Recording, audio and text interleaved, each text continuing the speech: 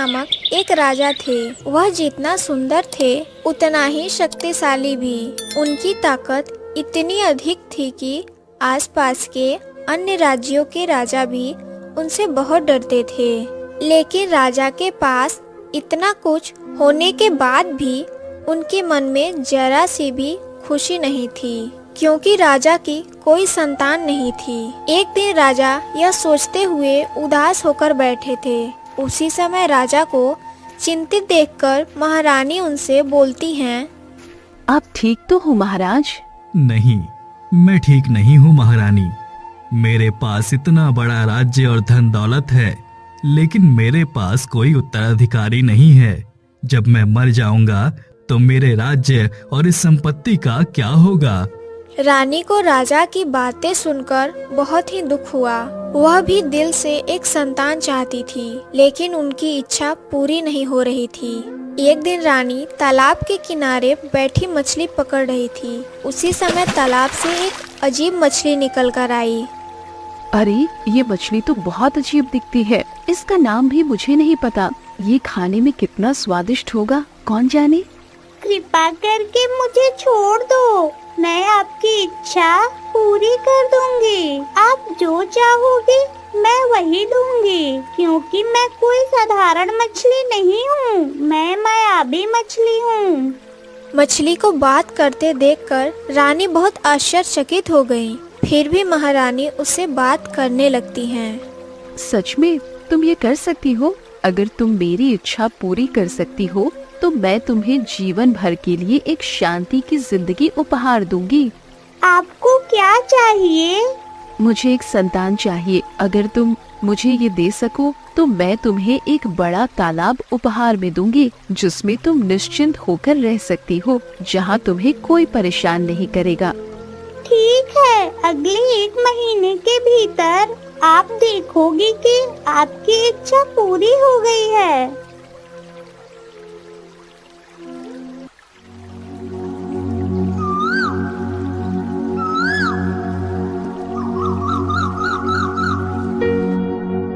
एक महीने बीतते बीतते रानी गर्भवती हो गई। राजा और रानी दोनों बहुत खुश हुए और मायावी मछली को एक विशाल तालाब उपहार दिया। इसके बाद काफी समय बीत जाता है और रानी को बच्चा होने का दिन नजदीक आ गया। राजा का एक सौतेला भाई था, जिसका नाम वीर प्रताप था। उसकी पत्नी मधुबाला एक दिन उससे कहती है, सुनते हो, रानी को जल्द ही बच्चा होने वाला है। हाँ, मुझे पता है। हमारी इच्छा थी कि हमारा बच्चा भविष्य का राजा बनेगा, लेकिन अब ये संभव नहीं लग रहा। हमारे राजकुमारी को ही भविष्य में राजा बनना चाहिए। मैं तो अभी से ऐसा ही चाहती हूँ। लेकिन ये होगा कैसे? मेरे पास एक योजना है, समय आने पर आप समझ जाएंगे। अब मैं इस मामले को गुप्त ही रखना चाहती हूँ, ताकि समय आने पर योजना सफल हो सके। एक दिन रानी को प्रसव पीड़ा शुरू होती है। दासी राजा को बताती है, महाराज, रानी माँ की हालत बहुत खराब है, हमें अभी दाई माँ को बुलाना होगा। सेनापति, चंदनपुर गांव की दाई माँ को ले आओ। वो हमारे राज्य की सबसे निपुण और अच्छी दाई माँ है। समय पर दाई माँ आ जाती हैं और रानी के कमरे में प्रवेश करती हैं। इसी बीच सौतेले भाई वीर प्रताप की पत्नी महारानी के पास जाती है। महाराज उसे देखकर कहते हैं, तुम्हें यहाँ आने की आवश्यकता नहीं है, तुम कमरे में जाकर आराम करो। ये आप क्या कह रहे हैं महाराज? महारानी को बच्चा होने वाला है और मैं उनके पास नहीं रहूंगी, यह कैसे हो सकता है? महारानी के पास किसी अपने लोगों को तो अवश्य ही रहना चाहिए। इसके अलावा महारानी को मेरी आवश्यकता होगी और किसी अजनबी दाई के पास महारानी को अकेला छोड़ना मैं सुरक्षित नहीं समझती। अच्छा ठीक है, तुम महारानी के साथ रहो। इसके बाद महाराज चले जाते हैं। सौतेले भाई की पत्नी तुरंत रानी के कमरे में प्रवेश करती है और दाई माँ को बुलाकर कहती है, यह लो, इसमें 100 सोने की मुद्राएं हैं। यदि कम हो तो और भी मिलेंगी। आप मुझे ये सब क्यों दे रही हैं? तुम्हारा बस छोटा सा काम है। यहाँ जो भी मैं करूँ उसे भूल जाना, मानो तुमने कुछ देखा ही नहीं। और यह बात कभी किसी को बताने की सोचना भी मत। अगर तुमने बताया तो तुम्हारी लाश को कोई कौवे और गिद्ध भी नहीं ढूंढ पाएंगे, समझी? हाँ, समझ गई। तो यह कपड़ा ले जाओ और बाहर पहरेदार के पास एक मृत बच्चा है, उसे ले आओ, जल्दी करो। दाई माँ जाकर पहरेदार से मृत बच्चा छिपाकर ले आती हैं।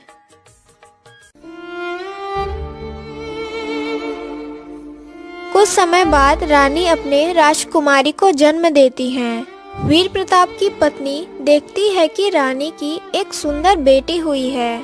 वह बेटी को एक कपड़े में लपेटकर जल्लाद के पास भेज देती है और दाई माँ उस मृत राजकुमारी को रानी के पास रख देती हैं।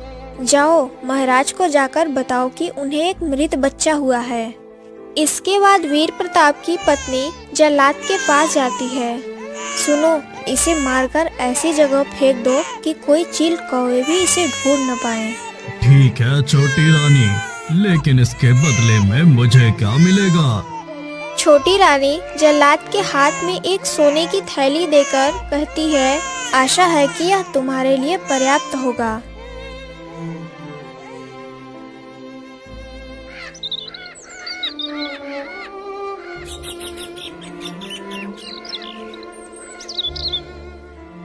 इसके बाद वीर प्रताप की पत्नी फिर से महारानी के पास आती है।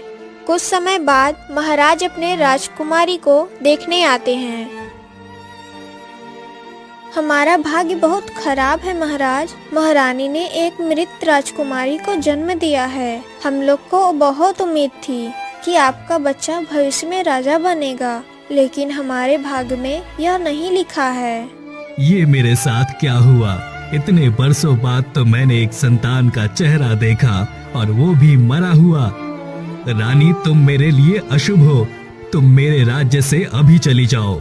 मैं तुम्हारा चेहरा दोबारा नहीं देखना चाहता।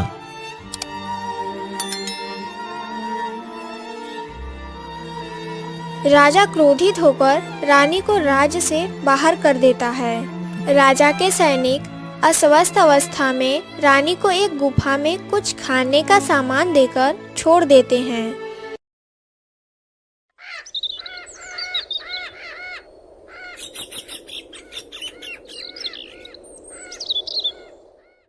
इसी बीच जल्लाद राजकुमारी को लेकर जंगल के बीच में जाता है।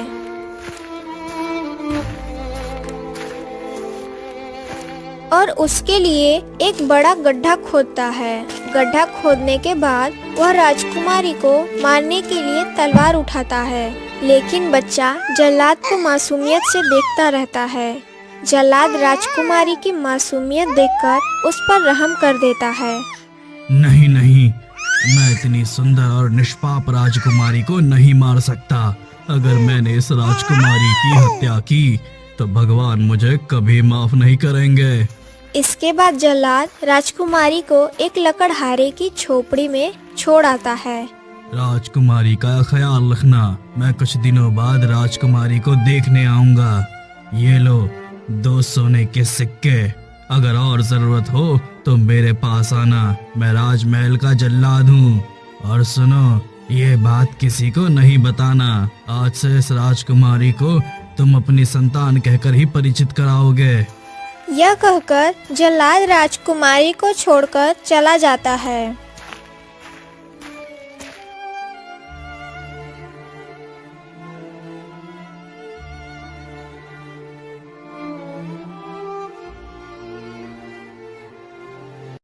लकड़हारे का कोई संतान नहीं था, इसलिए वह राजकुमारी को बहुत प्यार और देखभाल से बड़ा करने लगता है।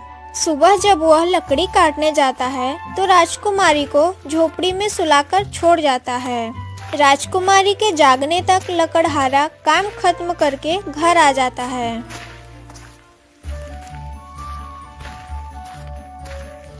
एक दिन लकड़हारा रोज की तरह राजकुमारी को सुलाकर काम पर चला जाता है। उसी समय एक शेर आता है और गरजता है।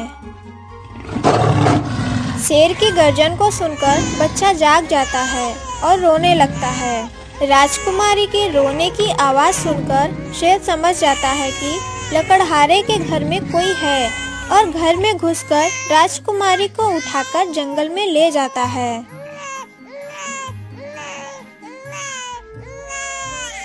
दोपहर में लकड़हारा अपना काम खत्म करके घर आता है और देखता है कि दरवाजा को किसी ने तोड़ दिया है। लकड़हारा जब घर के अंदर जाता है तो देखता है कि बच्चा वहाँ नहीं है। हे भगवान, ये मेरे साथ क्या हो गया? मेरी बच्ची को कौन ले गया? अब मैं क्या करूँगा और उस जल्लाद को क्या जवाब दूंगा?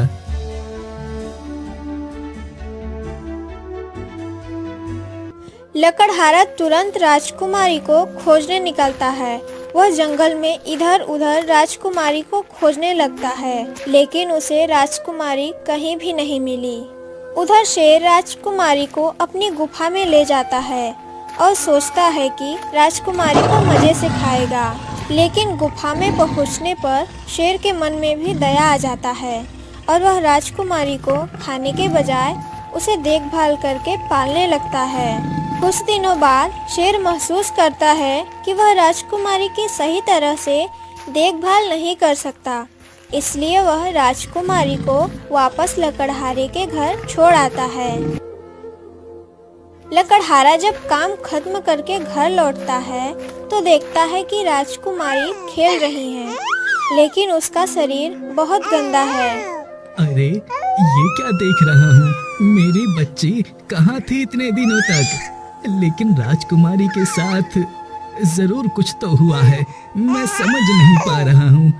अच्छा, मुझे राजकुमारी को एक नाम देना चाहिए। लकड़हारा राजकुमारी को गोद में उठाता है और कहता है, आज से मैं तुम्हें किरणमाला कहकर बुलाऊंगा, मेरी छोटी किरणमाला।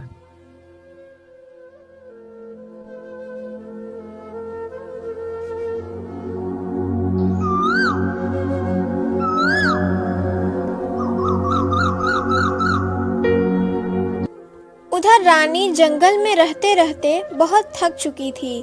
बीमार शरीर लेकर नदी का पानी और पेड़ों के फल और पत्तियां खाकर और भी बीमार हो गई हैं। एक दिन सुबह रानी नदी के पास जाती हैं,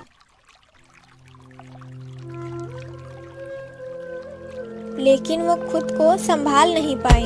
कमजोर शरीर और बीमारी के कारण बेहोश हो जाती हैं। जिस शेर ने किरणमाला को बचाया था, उसी समय उसे जोर से प्यास लगती है और वह झरने पर पानी पीने आता है।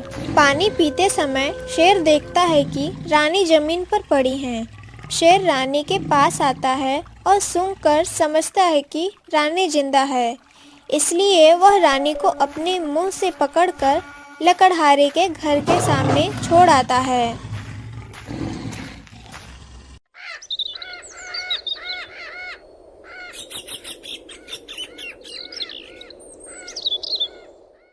उधर महाराज दूसरी शादी करने की योजना बना रहे हैं। इस बारे में वह मधुमाला से बात करते हैं। देखो मधुमाला, मुझे लगता है कि अगर मैं दूसरी शादी कर लूं तो इस राज्य का उत्तराधिकारी जरूर आएगा। तुम क्या कहती हो?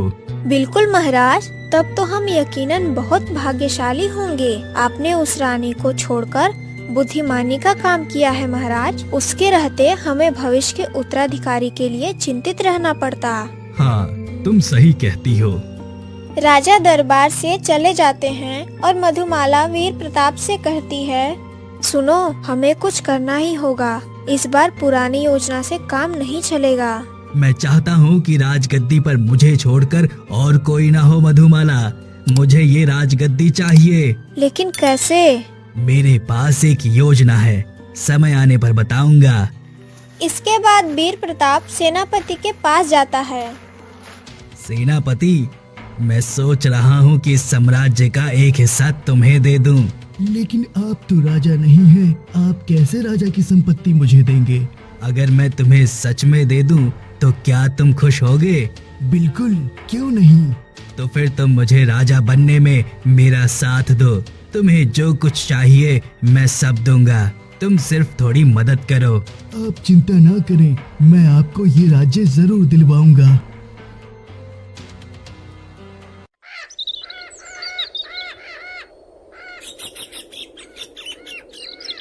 इसके बाद सेनापति